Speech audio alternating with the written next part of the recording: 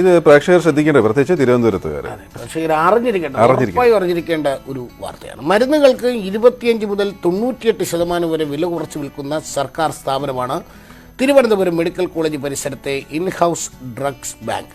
എന്നാൽ medical college ക്യാമ്പസിലെത്തുന്ന 70% രോഗികൾക്കും ഈ സ്ഥാപനത്തെക്കുറിച്ച് അറിയില്ല എന്നതാണ് വസ്തുത. 1 ലക്ഷം രൂപ വിലയുള്ള ക്യാൻസർ മരുന്നിന് വില 45,000-ൽ താഴെ. 1,500 മുകളിലുള്ള ഡയബറ്റിക് മരുന്നിനാകട്ടെ വെറും 150 രൂപ മാത്രം. കേട്ടാൽ അത്ഭുതം തോന്നുമെങ്കിലും ഈ നിരക്കിൽ മരുന്നുകൾ വിതരണം ചെയ്യുന്ന ഒരു സ്ഥാപനമുണ്ട് തിരുവനന്തപുരം മെഡിക്കൽ കോളേജ് ക്യാമ്പസിൽ. ആ സ്ഥാപനത്തിന്റെ വിശേഷങ്ങളിലേക്ക്.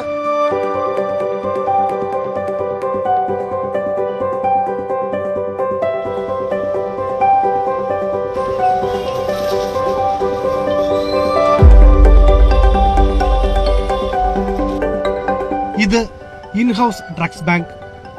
ഇന്ത്യയിൽ ആദ്യമായി MRP വിലയിൽ താഴെ മരുന്നുകൾ സാധാരണക്കാർക്ക് നൽകിയ കേരള സർക്കാർ സ്ഥാപനം. വിലക്കുറവെന്ന് വെറുതെ പറഞ്ഞാൽ പോരാ, ഈ പട്ടികയൊന്ന് കാണണം.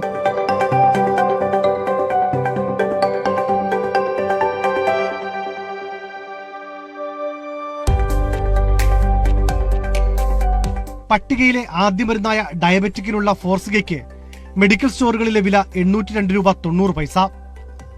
ഇൻഹൗസ് ഡ്രഗ്സ് ബാങ്കിൽ ഈ മരുന്നിന് വില 332 രൂപ 72 പൈസ. 470 രൂപ 18 പൈസ കുറവ്.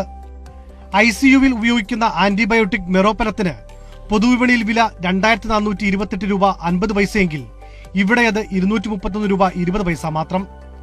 അതായത് 2197 രൂപ 30 പൈസ കുറവ്. ഇപ്പൊ തന്നെ ഞങ്ങൾ ഒരു ഇഞ്ചക്ഷൻ എടുക്കുന്ന വെളിയിൽ അതിന് MRP 1600 ഇവിടെ 150 രൂപയേ ഉള്ളൂ. 150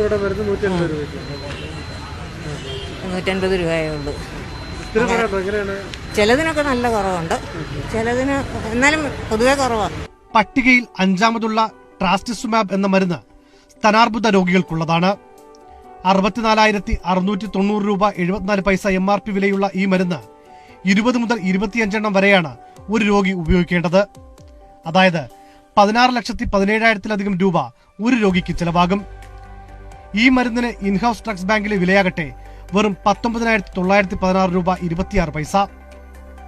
25 മരുന്നിന് 4,97,906 രൂപ 50 പൈസ മാത്രം. അതായത് 11 ലക്ഷത്തിലധികം രൂപ കുറവ്. ഇത്രയധികം വിലക്കുറവിൽ മരുന്ന് വിൽക്കുന്ന ഒരു സ്ഥാപനവും രാജ്യത്തില്ല. ഇവിടെ ഒരുപാട് വിലക്കുറവുണ്ട്. നമ്മൾ പുറത്തുനിന്ന് വാങ്ങിക്കുന്നതിനെക്കാട്ടില്ലേ ഒരുപാട് വിലക്കുറവുണ്ട്. അതുകൊണ്ടാണ് ഇവിടെ വരുന്നത്. അതിലൊന്നും ഇവിടെ ചെറിയതായിട്ട് വിലക്കുറവുണ്ട്. അതുകൊണ്ടാണ് ഇത്രയും കീ 10-20 ആൾക്കാരുടെ ബേക്കിൽ നിന്ന് കീ വരാൻ കാരണം ഇവിടെ വില കുറവുള്ളതുകൊണ്ടാണ്. കുഴപ്പമില്ല, ഇവിടെ നല്ല ന്യായമായിട്ട് കിട്ടുന്നുണ്ട്. Medical college, SAT, RCC, Sree Chitra ഉൾപ്പെടെയുള്ള 4 പ്രമുഖ ആശുപത്രികളാണ് മെഡിക്കൽ കോളേജ് ക്യാമ്പസിലുള്ളത്. ഒരു ദിവസം 12,000 രോഗികളാണ് ഈ ആശുപത്രികളിൽ OP, IP വിഭാഗത്തിൽ ചികിത്സ തേടുന്നത്. എന്നാൽ ഇവരിൽ 70% പേരും സ്വകാര്യ മെഡിക്കൽ സ്റ്റോറുകളിൽ നിന്നാണ് മരുന്ന് വാങ്ങുന്നത്. മെഡിക്കൽ കോളേജ് ക്യാമ്പസിനകത്ത് പെർ ഡേ അറൗണ്ട് 20,000-ഓളം പേഷ്യന്റ് വന്നു പോകുന്നുണ്ട്. അതായത് 14,000-ഓളം പേഷ്യന്റ് IP ആയിട്ട് അഡ്മിറ്റ് ചെയ്തിട്ടുണ്ട്. ബാക്കി പേഷ്യന്റ് OP ആയിട്ട് വന്നു പോകുന്നുണ്ട്. അപ്പോൾ അവർക്ക് എല്ലാവർക്കും ഇവിടെ നിന്ന് മരുന്ന് കൊടുക്കാൻ നമ്മളെ കൊണ്ട് പറ്റത്തില്ല. അപ്പം ശരിക്കും വെച്ചാൽ ഇതിനകത്ത് വിപുലമായ കൗണ്ടറുകളാണ് വേണ്ടത്. ജനങ്ങൾക്ക് മരുന്ന് വില കുറച്ച് കൊടുക്കുന്നു എന്ന് പറയുന്നതിൽ കാര്യമില്ല. അവരുടെ ഒരു അവകാശമാണ് വില കുറച്ച് കിട്ടേണ്ടത്. അത് അപ്പം എപ്പോഴെങ്കിലും കിട്ടിയാൽ പോരാ, അവർക്ക് എളുപ്പം കിട്ടുന്നതിന് സംവിധാനം കൂടി ഉണ്ടാക്കണം. വില കുറച്ച് മരുന്ന് വിൽക്കുന്നത് കൊണ്ട് സ്ഥാപനത്തിന്റെ ലാഭത്തിന് കുറവൊന്നുമില്ല.